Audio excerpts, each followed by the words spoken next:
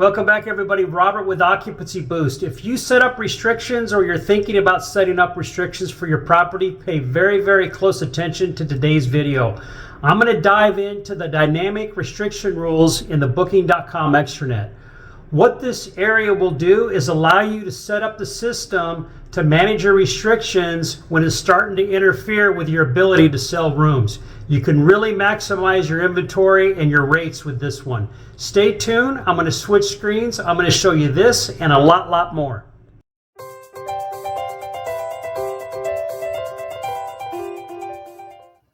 Okay, the page we're on in the booking.com extranet is dynamic restriction rules, and you can get there two different ways. I'm going to show you another way in a second, but up here at the top under rates and availability, you just click on the second tab down, dynamic restriction rules, and that'll take you to this page here. Now let me explain to you guys real quick. I want to make this a little simplistic what a restriction is. Let me read through this first. It says, fill more empty nights with bookings that suit your needs. Restrictions can give you control over your costs and bookings, but they can also make your property less visible to guests. And I'm going to go back to my calendar here. And to get to the calendar, you just go down to, again, rates and availability, and it's the first one, calendar. So we're going to go to the calendar for this property. And as you can see here, over on the Friday the 13th, these little shaded areas at the top left, there's a restriction here, and if you scroll over it tells you there's a restriction. Now in order to view the restriction, you can just click on this drop down here for the two rate types, the non-refundable and the standard, and it shows you that there's a restriction here of 2 right there, 2. So 2-day minimum length of stay. What that means on Friday the 13th, if a customer wants to book a room, they have to stay for at least 2 nights. There's no 1 night minimum length of stay for that. So going back to that dynamic, and I told you guys I was going to show you how to get to that page that we were just on, the dynamic restriction page. You can also get there right here. When you click down on your room types, it's going to give you the option to create a dynamic restriction. So it kind of steers you in that direction if you don't know about this already. So that'll take you to this page right here. And this dynamic restriction rules, now there's 2 different ways that these restrictions work. You have unsold nights and gap nights. And let's read this down here so I can kind of explain, the most simplistic fashion how this works. It said unsold nights are upcoming unsold nights that have restrictions. So we do have a restriction on the 13th. Guests may not be able to see and book your property on these nights because of your restrictions. So what they're saying here on the 13th on Friday is that there's guests that may not be able to book this if they want to stay for 1 night, of course. So going back here, if you click on it, it tells you can view your current unsold nights.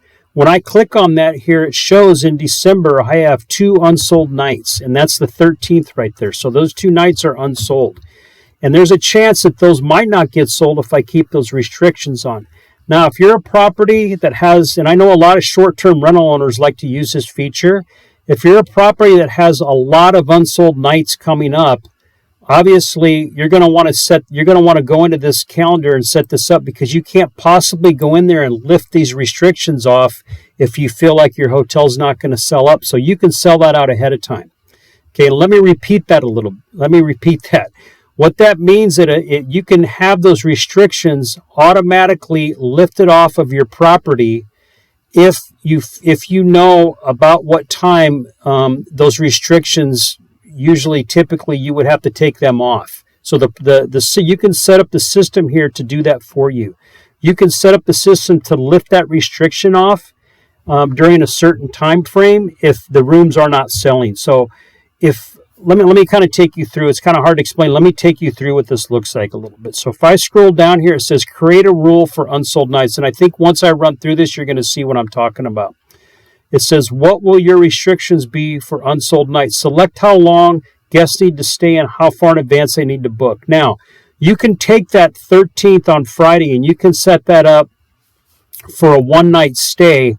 And you can set up a time when you want that to kick in. So this is where the dynamics come in for this restriction. It says minimum advance reservation over here in the next tab. So if I click on that, what you can do is you can set that 13th, the Friday the 13th up for a 1-night stay by selecting one of these times here: 1 hour prior, 4 hours prior, 6 hours prior, 12, and then it goes up to the number of days. So you have to kind of know your property a little bit. And if your property, maybe if you have a 2-night minimum length of stay on all of your Fridays, and you know by Thursday around 3 o'clock or maybe Thursday at noon that if those rooms have not moved, if you haven't booked any rooms yet, you're probably going to have to reduce it to a 1-night stay, because a 2-night stay is not going to, it's not work. And that's a fact. Most of the people that are booking long-term stays book far in advance, and that's why they give you this option here. So if you were to go in here and set this up for your unsold nights for, let's say 1 day prior, and you want it to kick in for a 1-night stay, the system will automatically change your calendar 1 day. So on Thursday, if I keep this set up on Thursday, this property will automatically kick into, those 2 rooms will become a 1-night stay, and that restriction will get lifted.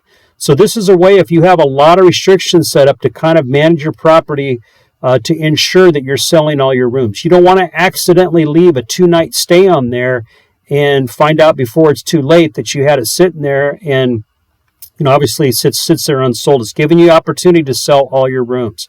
Now, the other thing that's neat about this, and what I like about this, is you can also change your price. So going back to the calendar here, you can see that I have a standard rate set up for this property on Friday the 13th for $89, and then my non-refundable is $82.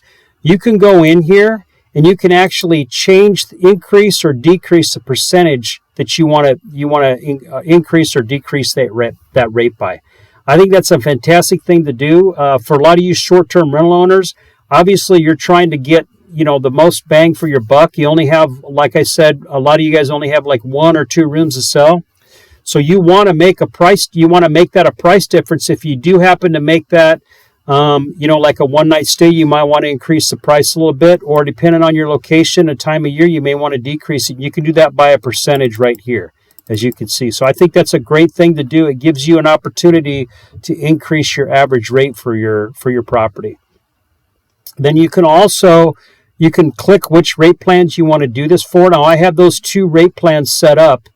I have 2 rate plans, as you saw on that calendar: a non-refundable and a regular rate plan, a refundable rate plan. So I can pick between which one of those I want to apply this to, and then I can also edit when I want to turn this off. I can turn it off myself, this dynamic feature, or I can have the system do this for me. So there's a lot of different options here. No excuses for not having your property set up for success when it comes down to restrictions. And again, what this is, I only have 1 restriction set up here. I just did this for, video purposes. But if you're a property that has restrictions on every Friday and Saturday, obviously it's going to be better for you to set something like this up, because it makes your property more manageable, and obviously it's going to enable you to make more money on your property. Now, that's how the unsold nights work, okay? Gap nights. Let's go into gap nights. This is really, really important to pay attention to. Gap nights are nights that the guest can't book because of your length of stay restriction. It says, for example, if you have 2 consecutive nights left and you've set a restriction of 3 nights, guests won't be able to book those 2 nights. Okay, so let me go back over to the calendar and show you what a gap night would look like. I don't have any gap nights here because if you click on this, it shows 0, but I want to show you guys what that would look like.